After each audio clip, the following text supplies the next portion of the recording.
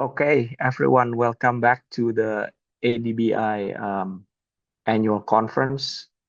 This is day one of the conference, and in the morning we've had two presentations. We're going to continue with the third presentation, and I will introduce the chair of this session, who will then take over the proceedings for the next 75 minutes. So the chair for the third session is Arief Ramayandi, who is the Senior Research Fellow at the Asian Development Bank Institute. His work includes analyzing macro, global and regional economic trends and devising tools to help conduct real-time macroeconomic monitoring. Arief's recent work includes the macroeconomic impact of COVID-19 and issues related to business cycle and exchange rate fluctuations and debt buildup. So he's the perfect person from ADBI to chair this session. So Arief, over to you. Thank you. Thank you very much for the kind introduction, Daniel. So this chair will be about rapid growth in Asia, rapid productivity growth in Asia. I'm glad to introduce Professor Renee Fry-McKibbin as the presenter of this session. She is a distinguished professor of economics at the Center for Applied Macroeconomics Analysis at Crawford School of Public Policy, Australian National University, and also a fellow of the Academy of Social Sciences in Australia. Renee will present the material for about 30 minutes, followed by a discussion first by Dr. Alicia Garcia Herrero, who is the chief economist for Asia Pacific at the French investment bank, Natixis, based in Hong Kong, and then followed by a discussion by Professor Ulrich Volz, Professor of Economics and a Director of the Center for Sustainable Finance at SOAS, University of London, who is also a Senior Research Fellow at the German Institute of Development and Sustainability. Without any further ado, Renee, please, the floor is yours. Great. Thank you so much, Arief, for that lovely introduction. And so it's really great to see everybody here today. It's fantastic. I've been here for the morning. That from Japan, you can have speakers from the US and from Europe and all over the place. I mean, obviously, the downfall of not being able to be there in person is you don't get to meet people, but it is a nice way to still be connected. Can you see my slides okay? Yep, we yes. can see it, Renee.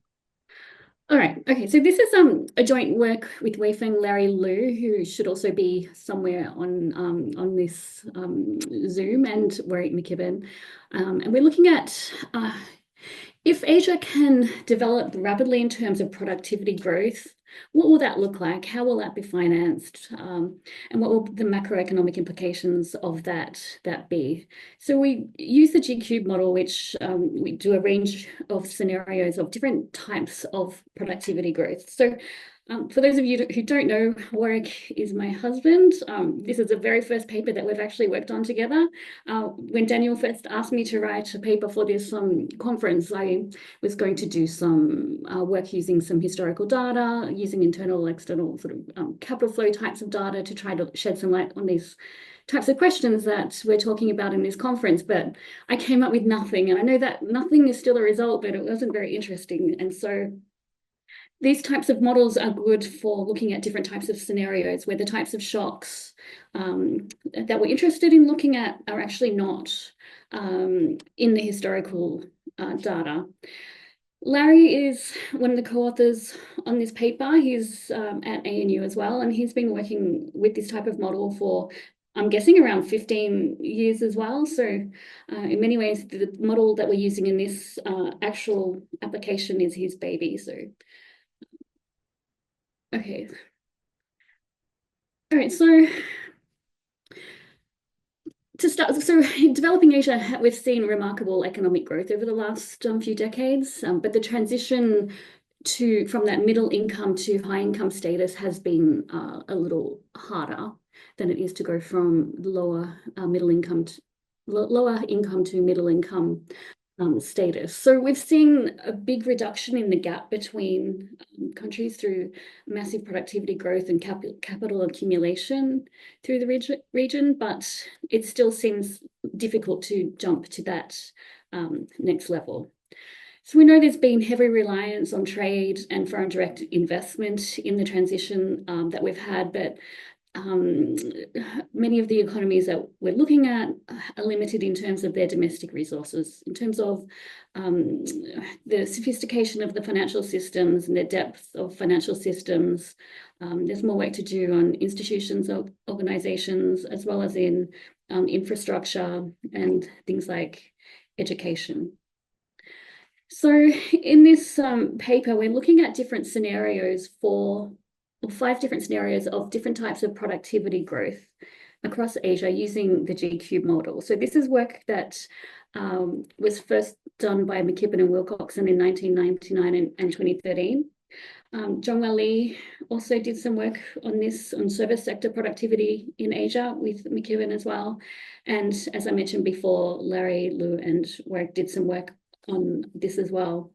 And that's the model that we're going to be using today. So we're going to look at 5 scenarios for productivity growth in the region.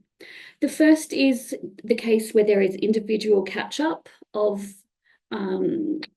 countries to this sectoral productivity frontier in manufacturing, services, and investment. Sorry, my slides are going out of control.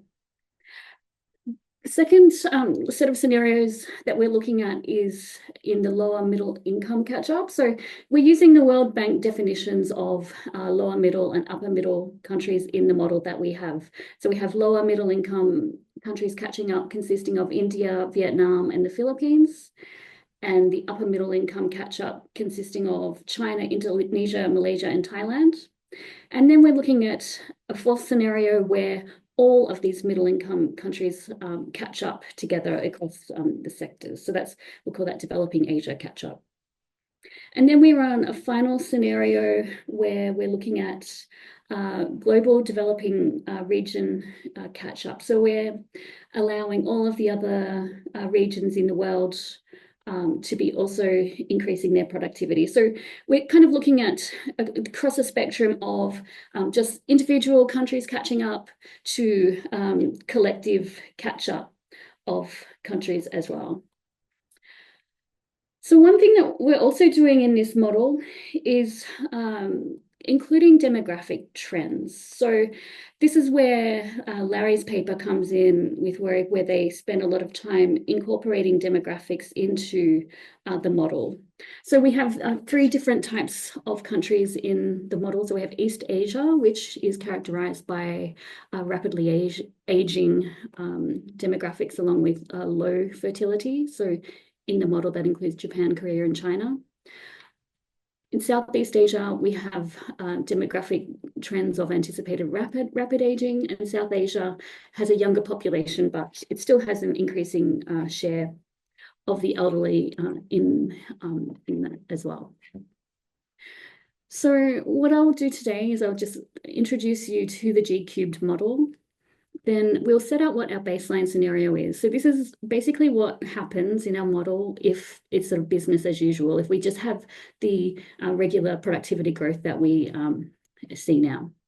Then we'll look at what happens or setting up what our productivity growth scenarios are, followed by the results and some conclusions.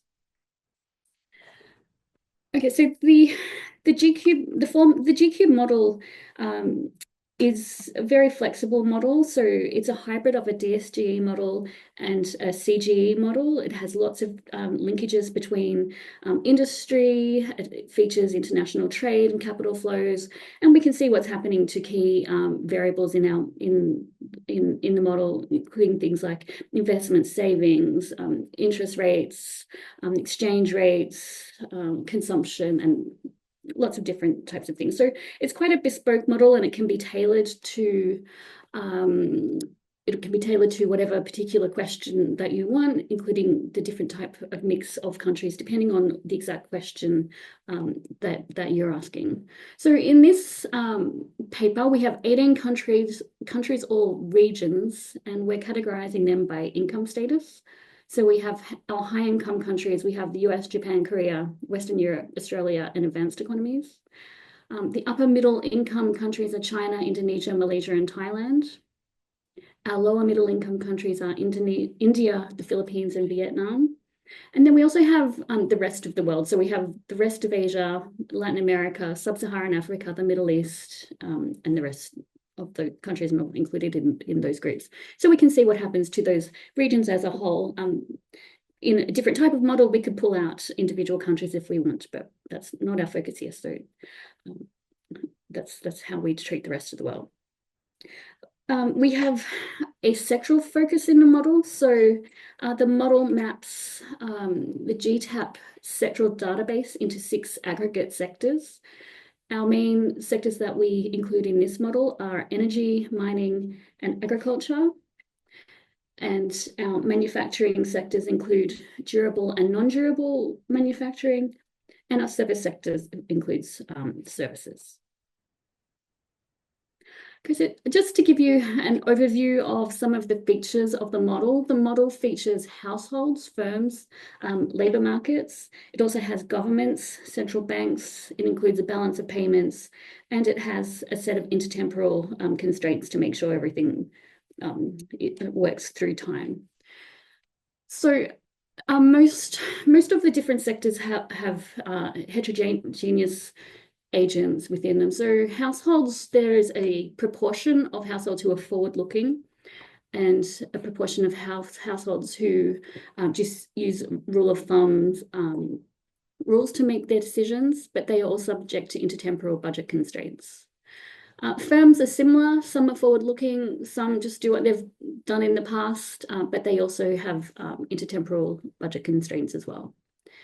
In the labour market, nominal wages are sticky, and each country has different adjustment mechanisms for how we deal with things like unemployment and wage setting. But in the long run, the market will clear, and we'll have unemployment in the short run. Governments are subject to intertemporal budget constraints, and we impose fiscal sustainability in the model, and this comes through lump sum taxes and debt stabilization. We have central banks who issue money for transactions, and that affects our interest rates, inflation, unemployment, and exchange rates. And this is governed by the interest rate rule is a Henderson-McKibbin, a Taylor type rule. Countries are linked through trade and capital flows, and this is reflected in their balance of payments, and the real exchange rate adjusts to maintain that equilibrium across countries. We also have intertemporal constraints, so the current account deficits accumulate into foreign debt, and we also have long-term stability that comes through exchange rate adjustment. Okay, so that's sort of there's a lot going on. There's thousands of equations in this massive model, but what we do next is we set out what our baseline is. So we have we solved the model from the year 2018, and we basically to get that baseline by replicating what is in the 2018 data that sits at the back of the model. So from this, we generate a baseline using our projections of age-specific population growth and using our sectoral productivity growth values by country. So our productivity growth data comes from the Groningen database, and it's basically value added per worker. We are setting up the frontier in productivity growth to be basically the US. So we'll normalize sectoral productivity in the US to 100, and then we scale all of the other countries' productivity in their sectors relative to the US being at a value of 100.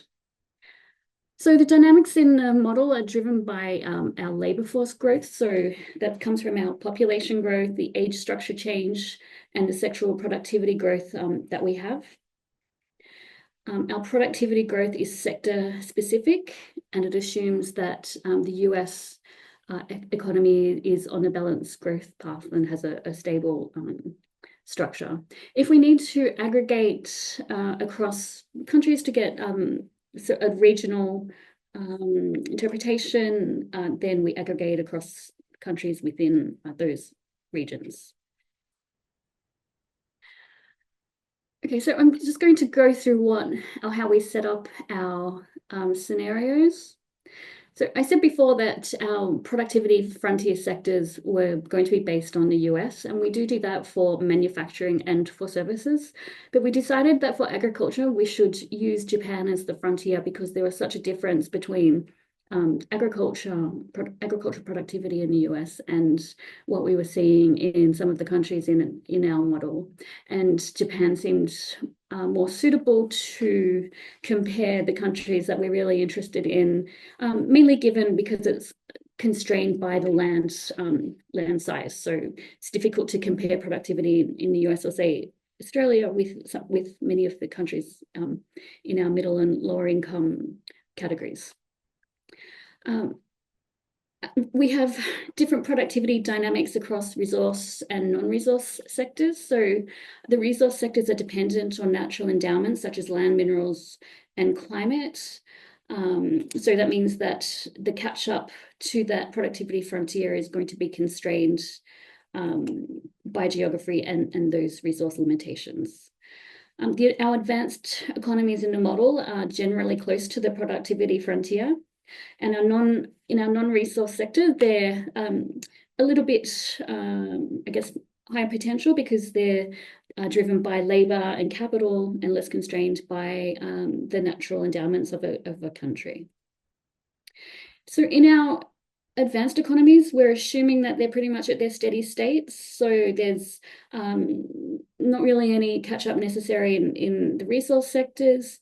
And in the non-resource sectors, there are higher productivity levels with minimal gaps. So as I said before, Japan, we assume, is at its peak productivity or the productivity frontier, given its land size. And Australia, Canada, and New Zealand are really close to the US productivity frontier as well, being both resource rich.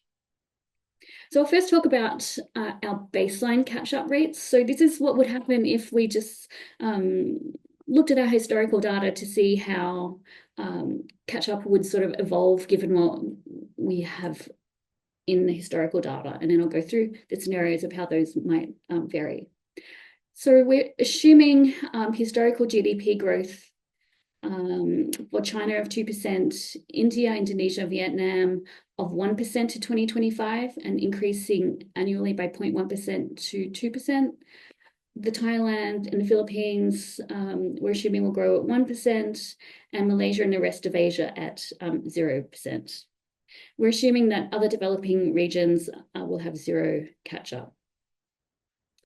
So in our scenarios, when we're looking at what happens if individual countries catch up towards the frontier by 1% higher in agriculture, manufacturing, and services. So in this scenario, we just take one country at a time and look at what happens to them and the other countries around them as well, and their macro variables if only one country at a time just starts to catch up. When we're looking at the Asian collective catch-up. So we're looking at those three scenarios, one looking just at upper middle income countries and one only at lower middle income countries, and then one all of the developing countries that we have in our sample, and we're assuming that they will improve sectoral catch-up by 1%. And then when we're looking at the global catch-up, so all countries catching up, we have developing Asia and all other developing regions catching up, with Asia growing or catching up by 1% and other regions at 0.5% higher rates. So we're assuming that Asia will lead that catch-up process. Okay, so these are our baseline results. So this is what happens if we just sort of go along as we are, using the historical data calibrated to 2018, and then we then simulate that out through time. So you'll see we have all of our countries in the model, or our regions in the model, and then we have what happens to GDP growth rates in 2025, 2030, 2040, and 2050, if we go along following the baseline that we've already seen in the data. And we also have our per capita GDP growth rate. So if we look at this blue line, the US, you'll see that GDP growth, it seems reasonable in what we would expect if nothing else really happens. Okay, so now I'm going to present the results of our scenarios. So when you're looking at these numbers, you are looking at what this means in terms of the deviation of each variable relative to what they would have been in the baseline. Okay, so here I have the deviation of investment and GDP as a percentage of GDP relative to what would happen in the baseline. So if we look down here at the GDP, it's sort of an easier number to focus on. We have our 4 upper middle countries: China, Indonesia, Thailand, and Malaysia, India, Philippines, and Vietnam. And we're looking at a snapshot of what is happening in 2030 and 2050 if under each of the 5 scenarios that we have. So our first scenario is the individual country catch-up. Then we have the Asia upper middle income countries only catching up, the lower middle income countries catching up, then all of the developing Asian countries catching up, and then the developing world catching up. And we just take like a little snapshot. So we have all of these years projected out to 2050, but we've just taken like a medium run snapshot and a longer run snapshot out to 2050. So, for example, in 2030, in the medium run, if China was able to catch up across those sectors at the rates that we've suggested, that GDP will be 7.75% as a proportion of GDP above what it would have been in the baseline, and so on. So all of the countries in the model, they have different relative productivity levels and different initial productivity depending on who they are and what their endowments are, and that means there's some heterogeneity across our countries. So for example, I just wanted to point out a couple. So I have India and Vietnam in this lower middle income countries. They are growing, or their deviation of GDP above the baseline is 12.48% and 11.2% by 2030. So these 2 countries are kind of the standouts, and that's because they started with lower initial productivity levels. But then by the longer term, that sort of dies out a little bit, and we have Thailand and Malaysia, for example, who have higher levels of GDP. So just looking across some of these simulations. Let's just go up to the developing world. So this is where all countries are developing at the same time in this, or catching up at the same time. So the deviations from baseline are fairly similar to the ones where just the individual countries are growing, but all countries are improving, and we see that there is lots of synergies across the different sectors. So we'll look at the sectors a little bit later in terms of how they are growing together, I guess, and trading more with each other. If we look at when groups of countries increase their productivity, so let's say the upper middle countries in Asia are growing, then by 2030 and 2050, their GDP is quite higher than it was before. But we'll see that because these lower income countries are not increasing productivity, then there is some sort of movement of GDP across countries, and that's because there's movement of resources across investment. As investment moves around different countries, there'll be some substitution and hence a fall here. So if we look at how this is going to be financed, so the top panel is looking at the deviation of investment as a percentage of GDP, and we'll see that there needs to be massive investment in these countries for this productivity growth to materialize up to, say, for Indonesia in the medium term, 14.79% of savings. So these are massive amounts required.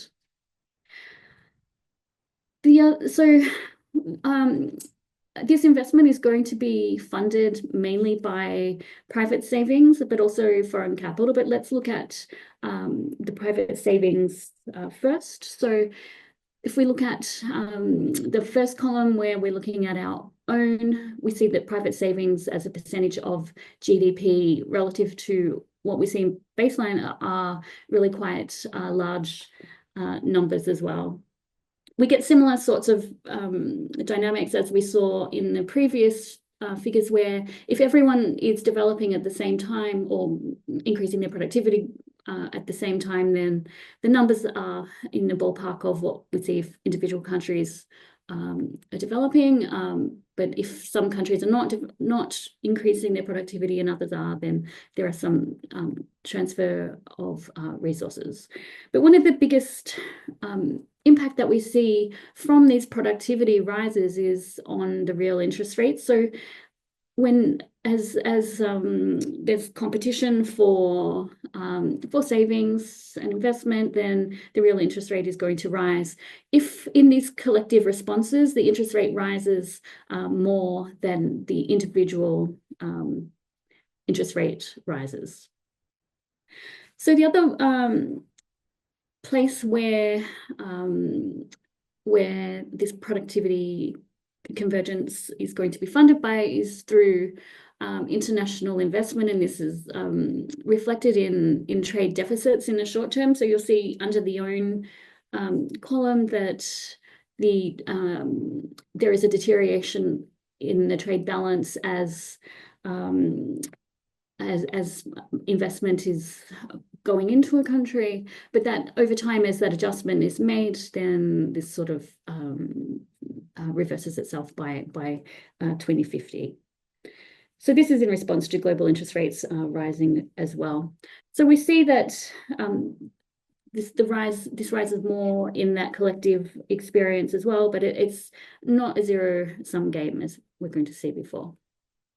Okay, so I think so now I want to look at what happens to the individual sectors. So we've looked at the aggregates, but we are able to look at what is happening in our sectors. So the differences in our model, in our design of our scenarios, is that we focus on agriculture, manufacturing and services, and that comes into our scenario design. We have different initial productivity levels And the sectors themselves are also different in their nature. So the durable goods sector is closely linked to investment, for example, and so there will be more synergies for countries who are manufacturing durable goods. We also have different input-output linkages across regions. Okay, so just a few things to point out here. So I'm just giving you an example of the changes in the sectoral output by percent. So obviously we have a lot of numbers, so I'm just going to focus on China, Indonesia and Thailand. And basically the story is fairly similar across the countries. So if we look at the red rows, so these are the durable goods. So these durable goods increase most, as I mentioned before, especially as these are a major part of investment, which is what we would be expecting to see as productivity rises. So durable goods highest in the medium term, but in the long term, it's actually agriculture that increases quite substantially. So you can see in our 3 countries of this example, in the longer term, agriculture rises most. The improvement in the services sector is relatively small compared to the others. We also see mining and energy productivity spillovers as well, even though they were not the beneficiaries of this in the scenarios of having direct increases in productivity, but they still do benefit by the increases in productivity in the other sectors in the economy. If you don't have to worry, I'm almost finished because I'm not going to go through these, or I just have these here just in case people wanted to see them, but these are for the other countries, and the sectoral changes patterns are fairly similar. So I think I'll finish there. So I guess the key factors are that for transition to higher income status, we require rapid productivity growth and massive private investment. And we've shown that if this happened, this will be mainly financed through domestic savings, but that international capital markets also play a critical role. The impacts on real interest rates are significant. So there's significant increases in the domestic real interest rates and also in global interest rates as well, especially when all economies are increasing at the same time in those collective scenarios. There is also competition for external financing amongst the Asian countries and with other developing regions, but we find that it's not a zero-sum game. So there are positive spillover effects, particularly through the increased imports of intermediate and final goods due to the investment and consumption response. Okay, so that's pretty much it. I guess just for the policy implications, we haven't said anything about how we get this productivity growth. We're just assuming that it occurs. So we're going to leave that to other people in this conference to work out how exactly that might happen. But yeah, I'll leave it there. Thank you. Thank you. Thank you very much, Renee, for keeping the time and very rigorous and comprehensive presentation. I think there's quite a lot to be thought about there. Let us invite Alicia to provide a comment before we go to Uli. Alicia, the floor is yours. Well, first of all, thank you for the invitation. It's really a pleasure. I hope you can hear me well before anything else. If you do, I'll continue. So it was a pleasure to read this paper. It's a very comprehensive exercise. I'm sure that the authors have spent a lot of time not only coming up with the model and the ideas, but also simulating. There's a lot of different groupings. I mean, it's very impressive work. I'm going to start exactly where Renee left it because it's my main comment, and I think it's probably anybody else's main comment maybe. But I guess my comment comes from the fact that I'm a practitioner, and therefore for me the question, and this doesn't mean that the question that is covered in the paper is not relevant about convergence, and what makes it for countries to converge. It is very relevant. But, as a practitioner, and for a long time a policymaker, in a way, I kind of know, I guess we all do, that if your productivity is higher, you're going to do well. The question is, how do you get there? And, the paper, in a way, as you said, axioms, it takes this variable as exogenous. And thanks to that, you can do a lot of other things that are useful, no doubt about it. But I would still, I still remain, with this question, as many do. Well, what about this productivity variable? Is it possible to endogenize it? Or at least, is it possible to come up with different, not to just take this increase in productivity as a given, but perhaps to look at countries that did, so kind of reverse the question. So which countries actually grew more thanks to productivity gains as opposed to capital intensity? And I'll talk about that later. So just a note on, the policy question here. Again, many will want to know about catch-up. It's still a relevant question, but, knowing why productivity increases, which is your kind of starting variable, is extremely relevant as well. So perhaps this is just a comment for the next paper, if possible. I realize that it would be very difficult to plug it in this one. But still, going back, still on this trend, so I think the model is extremely interesting. So this G-cube model with dynamic general equilibrium, it's the global economy. You have a lot of complex interactions. It's indeed very interesting. The fact that you have sectors also makes it quite appealing. I'll go back to some comments on how to perhaps do more on the sectoral side. The demographics, I think this is really interesting to compare the results for aging countries as opposed to others. And there you go. Since I only have 15 minutes, I'll move to the suggested improvements. So the first, again, is the same point, endogenizing technological progress. Within the paper, is it possible? Is it not? Perhaps one way would be really to look at the link with R&D. Is the link strong enough? And I'm going to go back to this at the end of my comments. I think there's also, you have a lot of groupings, and it's already very good. I have another comment on that, but I still think that maybe one could make examples of catch-up, like different scenarios of catch-up, because the scenarios might lead to different results. The current scenario focuses primarily on different rates of productivity, which is, again, my point before. But maybe a valuable extension would be to explicitly model policy interventions, education reforms, infrastructure investment, trade liberalization. So see the different results.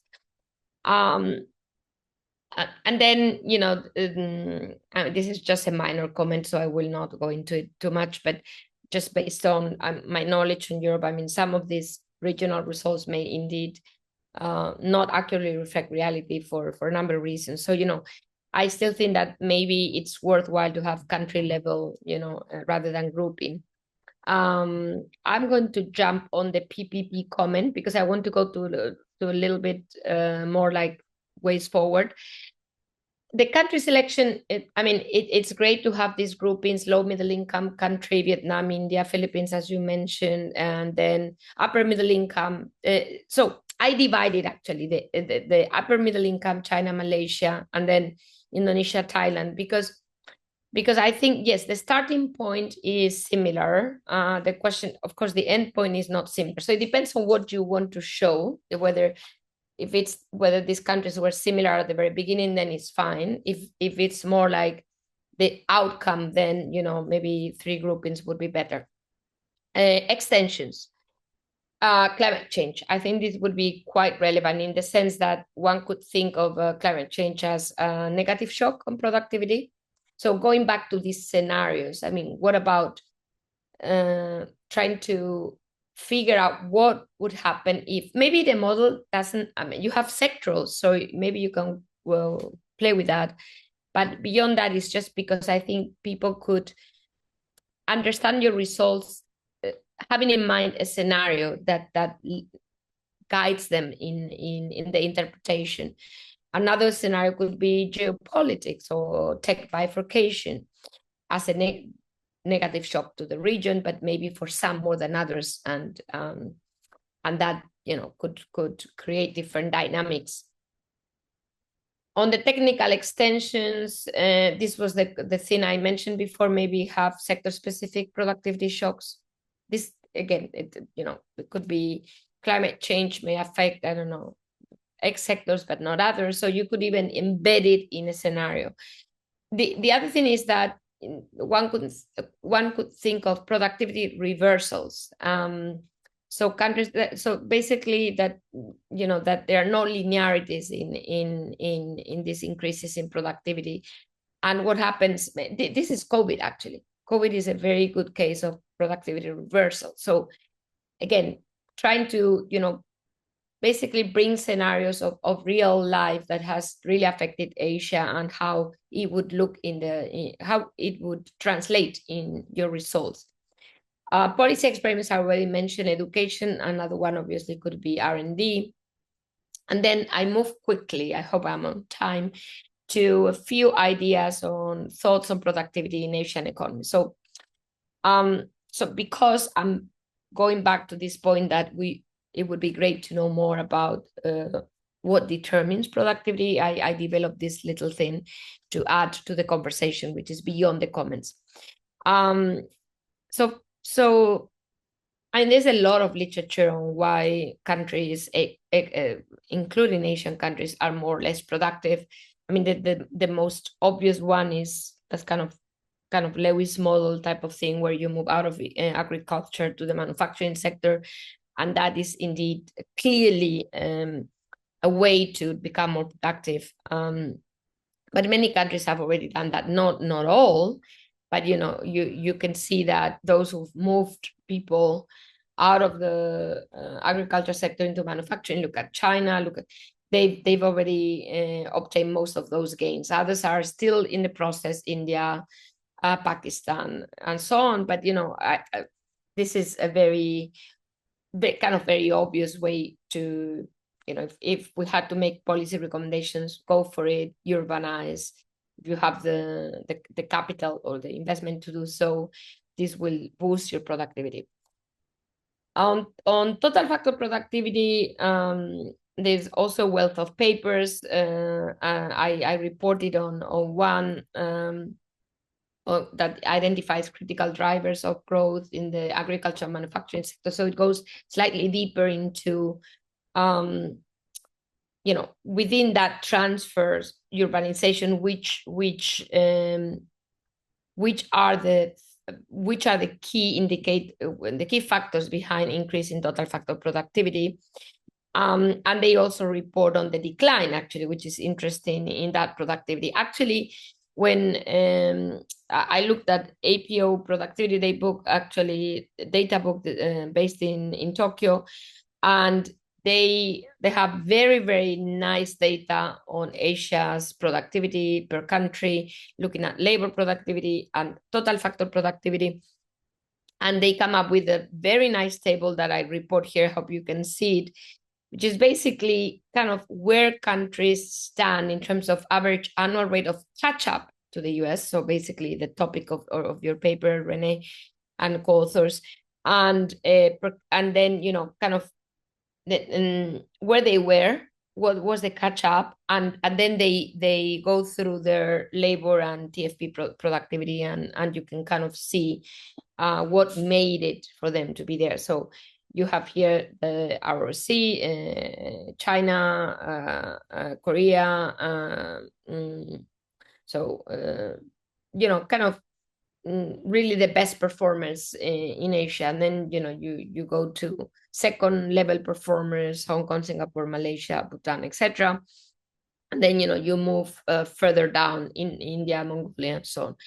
So now, next in this report is to look at labor productivity, and they look at the best performers versus the US. So the country that really stands out in Asia is Singapore, clearly. So, one wonders, and then Korea, Hong Kong, but one wonders whether we could look at historically what made it for these countries. It's kind of a little bit of a case study, and then compare that with your results, Renee. This is a new paper, but I'm saying that in a way, in order to convince the reader, of these convergence stories, knowing what exactly happened with these countries with productivity. Was it labor productive? Was it total factor productive? Was it really less productivity than maybe, again, capital accumulation?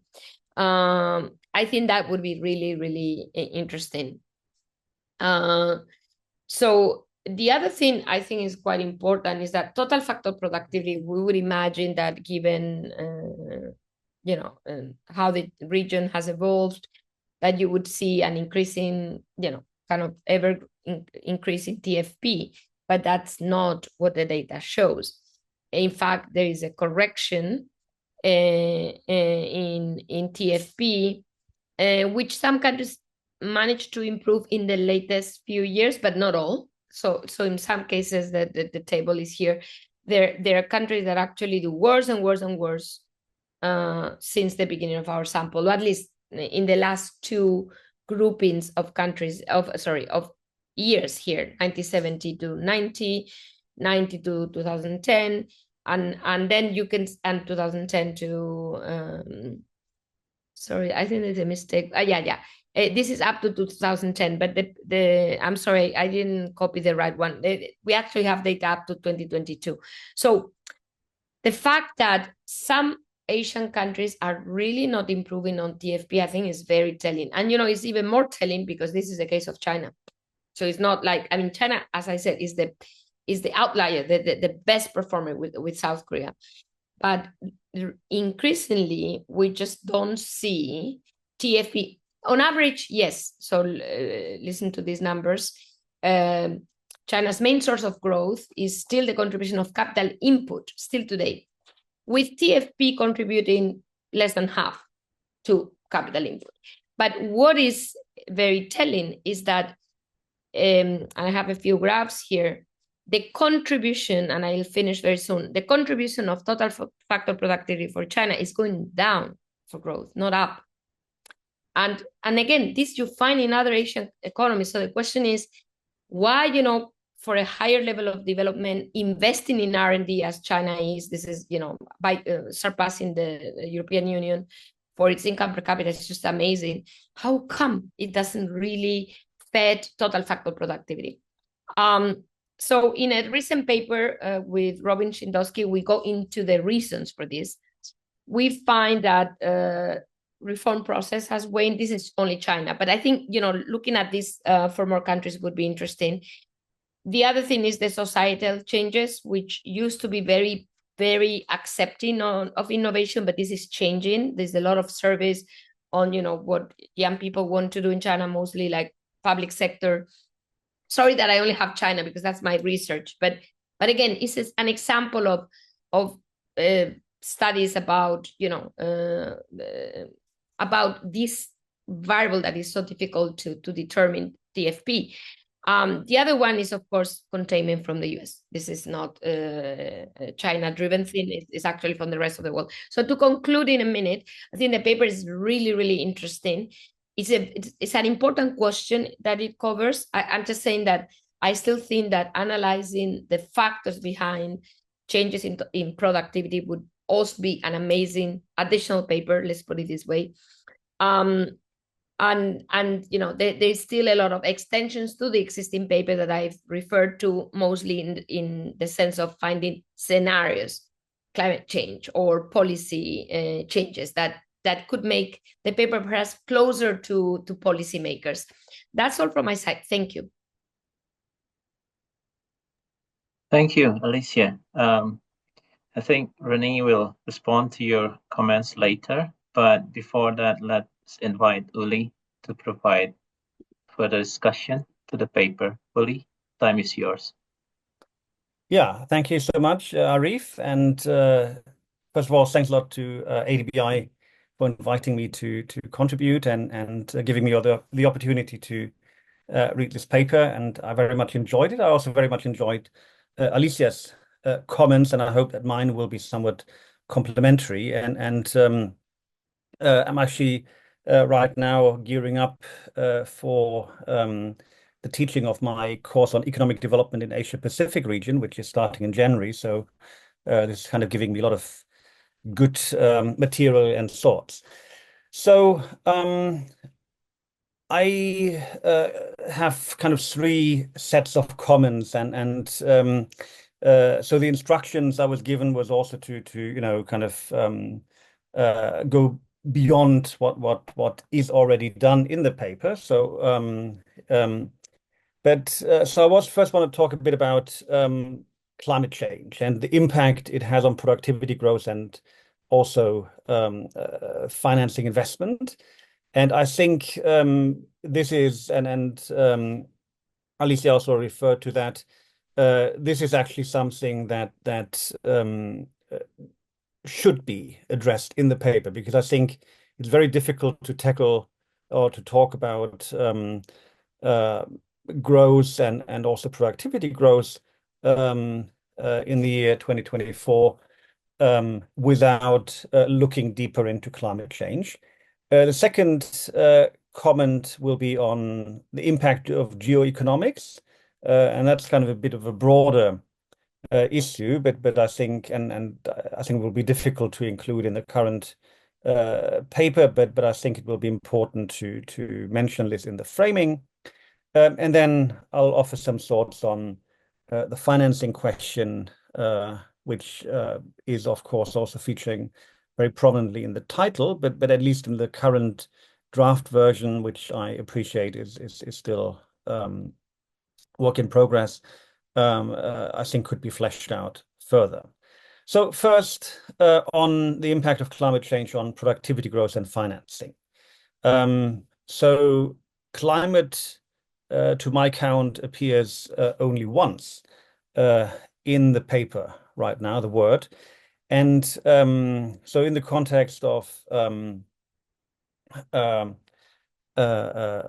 productivity growth in for agriculture, and that obviously there we have climate playing an important role, but the paper does not mention anything on how climate conditions may affect agricultural productivity, and so this is basically, and Alicia discussed before, taken just as an exogenous variable. But I think in such an analysis, we really should look more carefully at how climate may affect this. And so I would have expected to have in the different scenarios that are presented to have at least one scenario which has some kind of climate change scenario where kind of with large physical impacts or so on.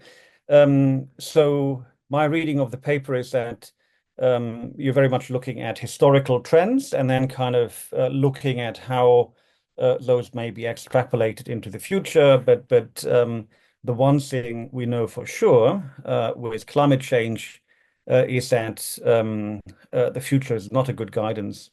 The past is not a good guidance for the future, and the impacts of climate change are not going to be linear. And when we look at capital stock and productivity, both of which are really at the heart of this paper, then there are many ways how climate change may impact. And so very obviously, we're seeing already an increasing number of climatic disasters, which are also becoming ever more severe, and we're going to see further rise in the intensity and also severity of these shocks. And so the destruction of physical capital, including productive capital, will obviously have an impact on the economy. And I think this needs to be at least discussed, but ideally also included in some of the scenarios.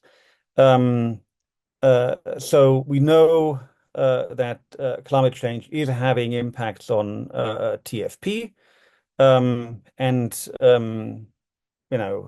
you really should be addressing this in one way or another. We know, for example, also that labor productivity is affected.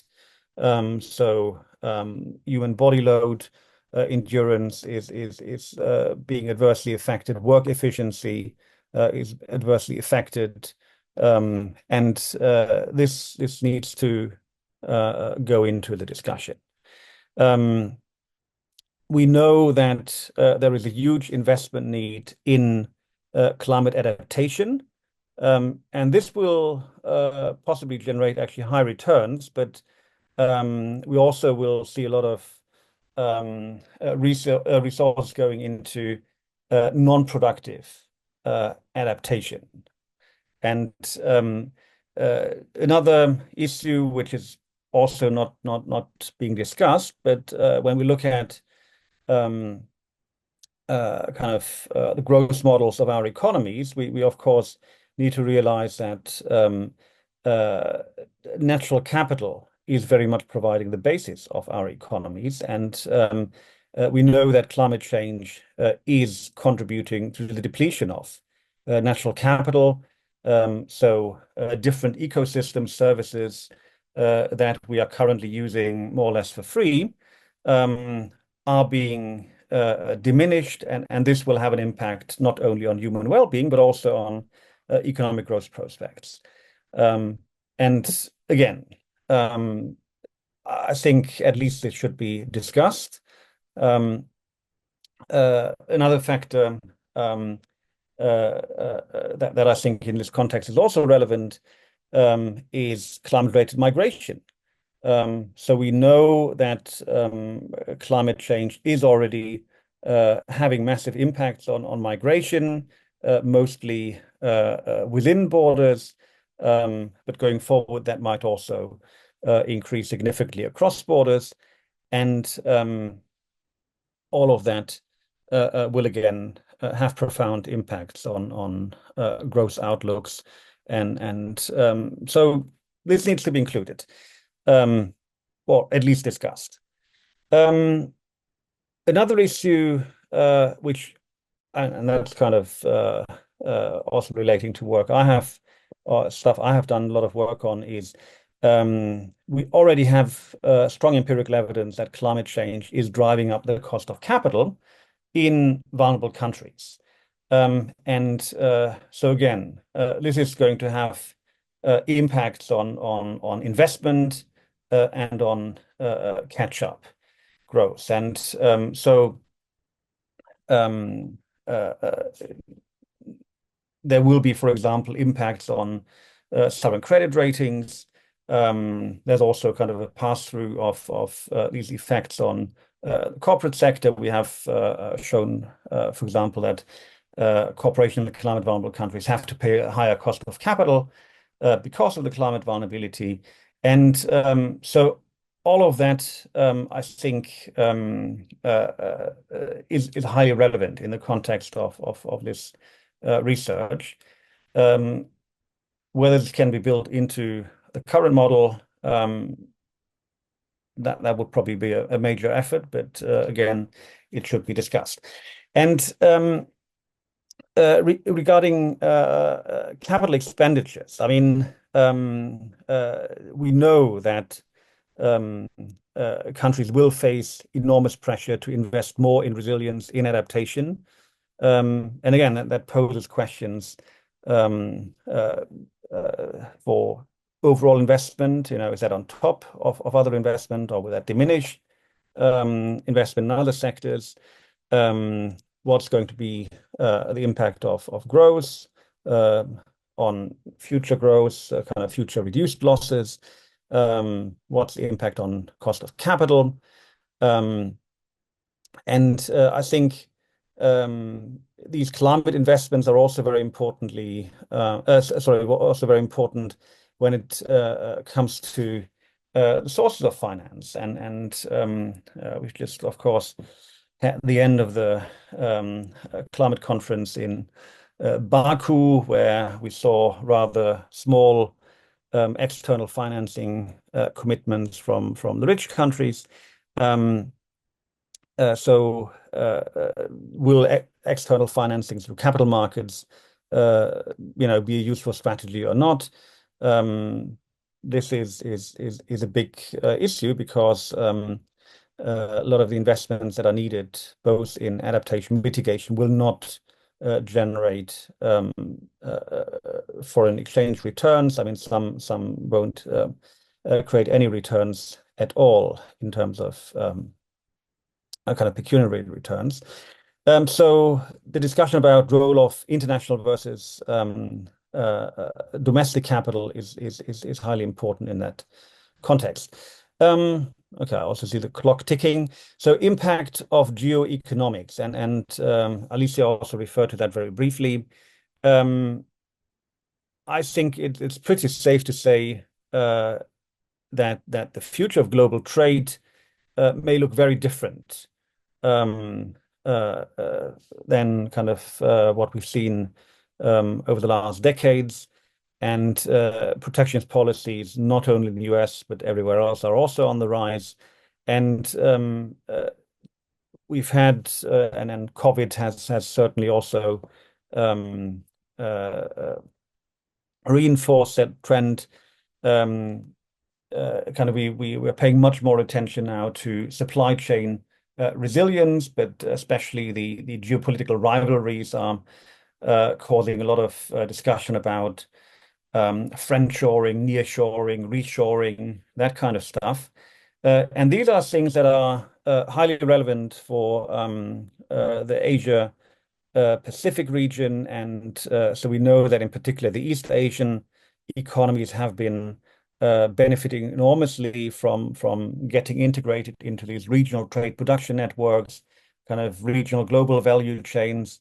And much of the FDI that they have received has been related to this. So, will this be also true in the future, or is this model falling apart? And more broadly, I think we have to look into the viability of the export-led growth models that many countries in the region have adopted. So given protectionist pressures, but also, for example, given that we now have a Chinese economy which has built up huge overcapacities, which is creating, of course, very strong competition to other countries in the region. And we all have read about Denny Roderick's worries about premature deindustrialization. And I think these are things that really need to be taken seriously. So I think when discussing potential convergence pathways, we do need to complement that with the discussion about other scenarios that may be highly relevant for many of the countries that are being discussed in this study.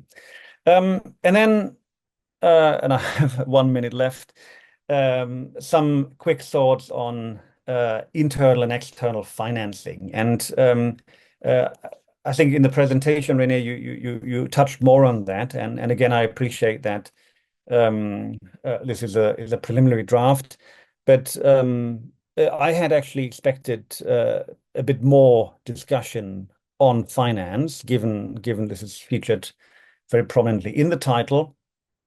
And so you've provided results on how investments may develop and so on. So you mentioned in the conclusion also that financing, or much of the financing for the investment will have to come through domestic savings, and that the complementary role for international capital. But I would say at this point in the paper, this is not very well developed, and it would be great to have much more of a discussion about financing. And I think, and I know my time is up. When we look at the region as a whole, developing Asia actually has been a net capital exporter, and this is not just a China effect. And so since the Asian financial crisis, a lot of countries have been building up, in part very significantly, current account surpluses. And so there is actually a lot of potential to use the money that for the time being is lent to the rest of the world to invest that domestically. And this is not only for the kind of upper middle income countries, but also for lower middle income countries like Cambodia. And we actually just published a report in October on domestic financial resource mobilization, and where we showed that a huge number of developing countries has actually built up a lot of net financial assets over the last 2 decades. Kind of the developing world as a whole has built up 15.5 trillion of new net foreign assets. And a country like Cambodia, which has, of course, a big domestic financing gap for SDG financing, climate financing, and so on, even a country like Cambodia could actually meet a lot of its financing needs by using at least part of the savings that are currently being invested abroad. And I know Arief is looking very concerned, so I'm going to stop here. But thanks a lot for giving me the opportunity to discuss the paper. And the role of the discussant is, of course, to kind of come up with critical points. So I hope that didn't come across too critical, because I really did enjoy reading the paper. But I think there's also a lot of potential to further enhance it. Thank you so much. Thank you. Thank you very much, Uli and Alicia in particular. And then Renee, back to you. Yeah, thank you so much, Alicia and Ulrich. I mean, they were amazing comments. You both put so much work into them. I guess I'll pick out some of the common themes. And the first thing coming from Alicia was about us endogenizing productivity into the model. And we can definitely do some of the scenarios that you are thinking of, like maybe modeling what happens if you invest in infrastructure or education and so on. That should be relatively straightforward to do. And we can also look at some of the country examples like Singapore to see how they did it, I guess, and maybe build that into some of our scenarios as well. I guess when we were starting to work on this paper, we were actually in a different geopolitical space not that long ago, and the theme of the conference was moving Asia to a high income future. So I guess that's where we were coming from. Like, if you could get there, what would it take in terms of savings, investment, and where all this money is coming from? But yes, we can include some of those negative scenarios as well. One thing Alicia was asking about labor moving across, or resources moving across sectors. So the model actually does that through time. So resources will move out of agriculture into manufacturing as wages increase in whatever sector is doing well. So that's all part of that.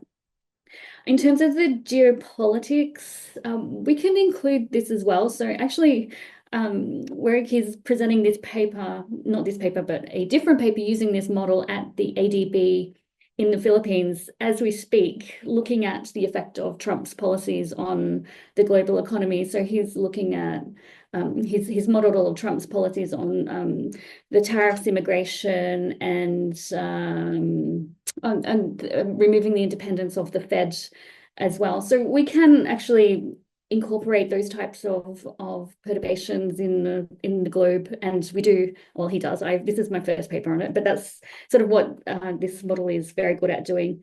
The model is also extensively used in climate change as well. A lot of central banks use it for their modeling of climate, and having that sectoral allocation and all the sectors and the cross sort of country relationships makes it a good model for doing that, and that it's scenario based rather than looking at historical data as well. I think Larry, my co-author, is here. I don't know if he wants to say anything. He works quite extensively on climate change using this model. I'm happy for him to jump in if he wants to add anything to that.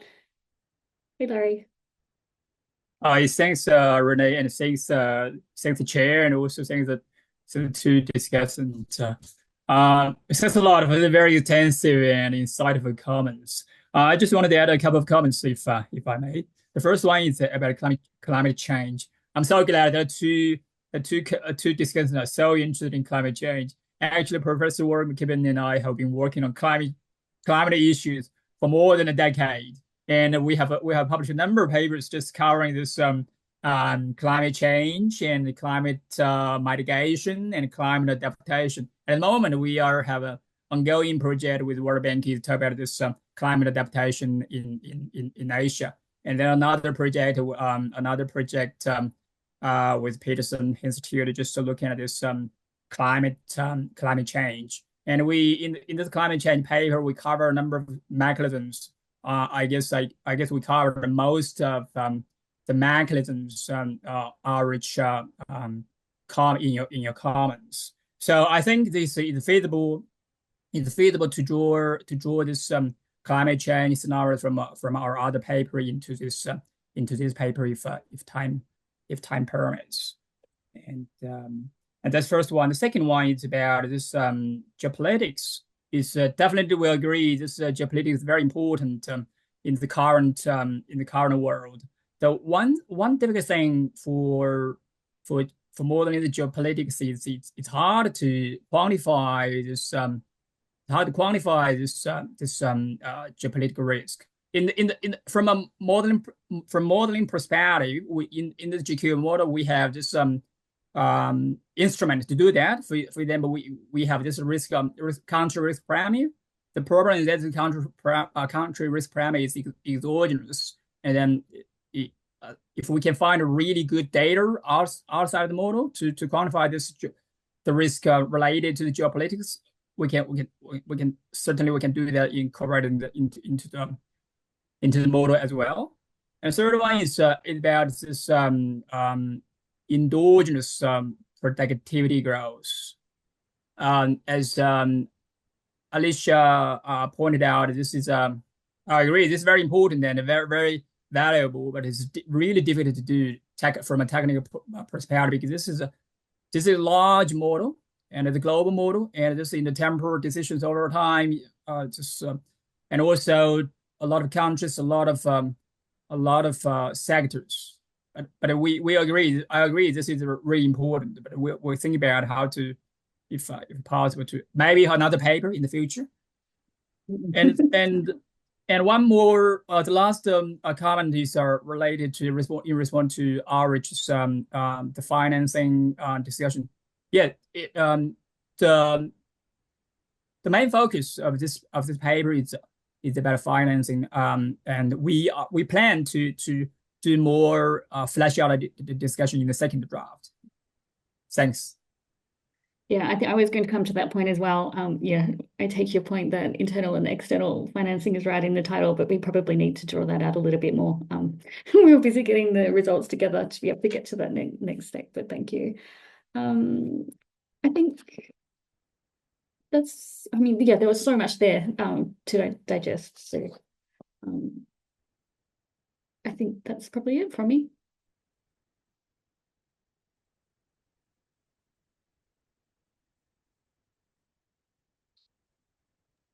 Okay, Thanks very much, Renee and Larry, of course, for the responses. I have not seen any question posted. Perhaps everybody is still trying to get a better understanding of the very rich paper that you've presented. It is a very interesting paper. I have to agree with Ulrich, with Uli and Alicia, that the paper is very, very nice, very comprehensive, and a lot of things to think about. I think I would also share Uli and Alicia's thought on endogenizing productivity into the process, because the way it is right now, some results is very interesting to look at. My question is basically looking at the results you have. Seems like an increase in productivity in some or all developing economies around the globe would end up with a more expensive capital. Does that mean that to invest on productivity, meaning that the gain in terms of output or production would come at a slower pace than the growth of capital availability in general, so that it has to push up the cost of capitals even in the long term? Is that what implied by the model right now?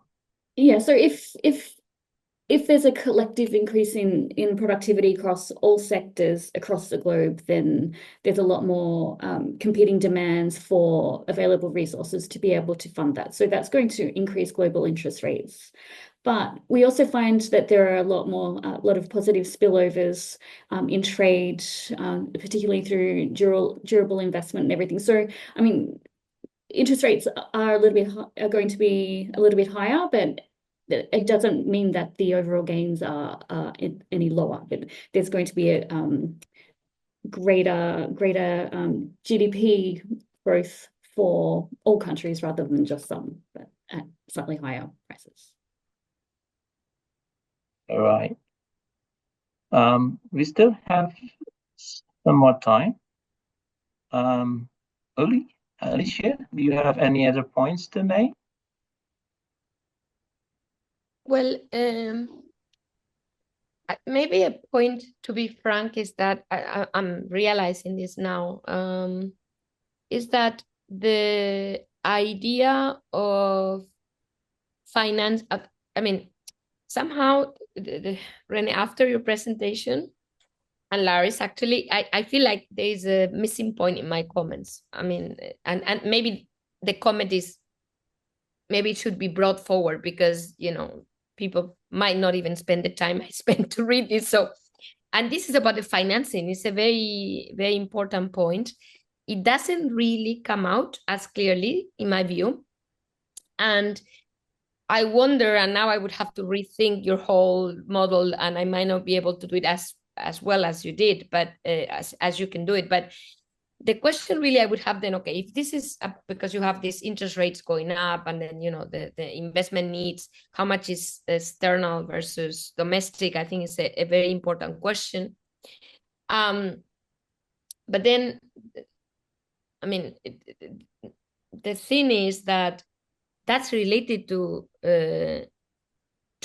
your productivity gains. So in other words, if a lot of what's happening is based on capital intensity, how much capital you put in the economy to then converge, as opposed to productivity gains, the amount of capital you need is different. So, obviously, so relating the two, meaning coming up with kind of convergence models or convergence path, which ones, if you are capital constrained, you're Indonesia, you have a current account deficit, then for you, productivity is even more important than for a country like China with big current account surpluses.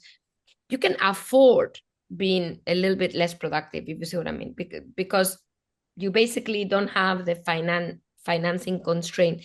So I'm just thinking that maybe you could come up with some additional points on your findings on the financing, because it's not very clear from the conclusions. Just another comment, just based on your presentation and the explanation thereafter. Yeah, and sorry, if I could just also make one further comment. And actually, I also wanted to make that before, but I had to hurry up then in the end. So I very much agree with the point that Alicia made in her discussion about productivity growth not really being an endogenous variable, and so for example, what you just said about the level of investment. This has direct implications also for productivity growth, and I think, for example, also, what's the growth model? And of course, you're looking at different sectors, but by and large, the overall productivity growth in across Asia we've seen through manufacturing, industrialization. We've also seen important productivity growth in agriculture, but kind of the real growth of the economy was really through industrialization, and this has been linked to export, very much export-driven growth models in most countries. Which of course then goes back to the discussion about where are we now with Trump and all that. Protectionism coming up. So I think,